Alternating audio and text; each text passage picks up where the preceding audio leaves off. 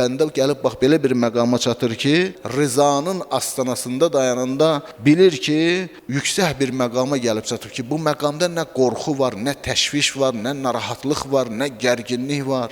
İnsan Allahla olandan sonra heç bir gərginlik olmaz insan üçün. Amma insan Allahla ola bilər. Həzrət Rasulullahın qissəsində var da, mağarada 2 nəfər olduqda ki, Rasulullah Savur mağarasına sığınmışdı Məkkədən Mədinəyə hicrət edəndə, orada yanındakı qorxuya düşdü, təşvişə düşdü. Allah Resulü nə dedi? Dedi, lə təhzən, innallaha ma'na. Hüzünlənmə, Allah bizimlədir. Hasbiyallah və Rabbi və ni'məl vəkil. Yəni Allah mənim üçün kifayət eləyər. Allah mənim Rəbbimdir və mənim üçün kifayət eləyər və o ən gözəl dada yetəndir. Rıza belə bir şeydir ki, rıza insanın qəlbinə bir aramlıq verir, bir sükunət verir.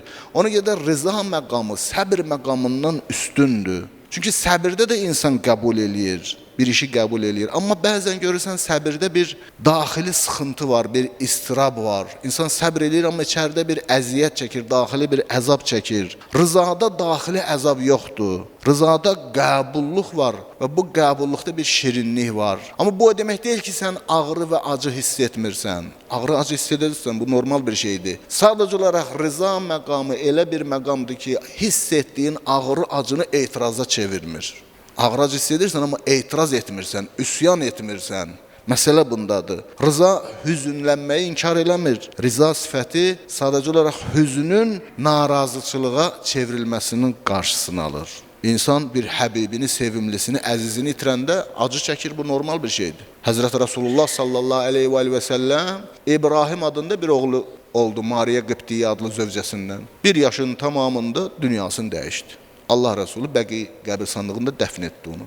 Dəfn edərkən Allah Resulünün gözlərindən yaş gəldi. Abdurrahman İbni Avf Peyğəmbər sahabəsidir. Dedi, ya Resulallah, sən də ağlayırsan. Yəni təəccüb elədi Resulullahın ağlamasına. Allah Resulü nə buyurdu?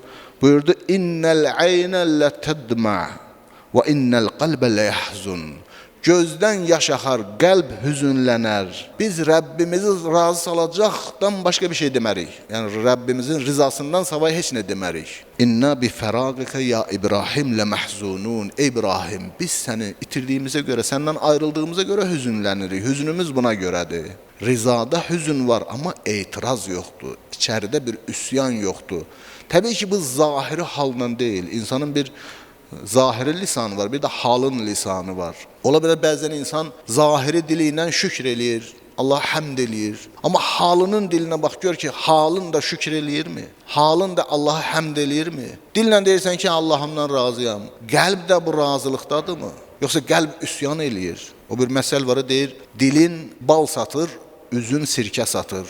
Yəni adam dilində bal satır, deyir, bal satıram, amma elə qaşqabaq döküb ki, elə bir ki, sirkə satır. Hal dili ən doğru dildir. Bu dil yalan deyə bilir, bu zahiri dildir. Amma insanın halının dili, o batinin dili heç vaxt yalan demir. Ona görə də qiyamətdə də insan soru-sual olunanda, qəbir evində də soru-sual olunanda cavab verəcək bu zahiri dilimiz deyil, halımızın, batinimizin dilidir. İnsan çalışmalıdır ki, batin gəlsin, bu rıza məqamına çatsın ki, Allahın onun üçün tökdüyü tədbirlərin heç birindən içərisində, batinində etiraz etməsin, üsyanı qalxmasın.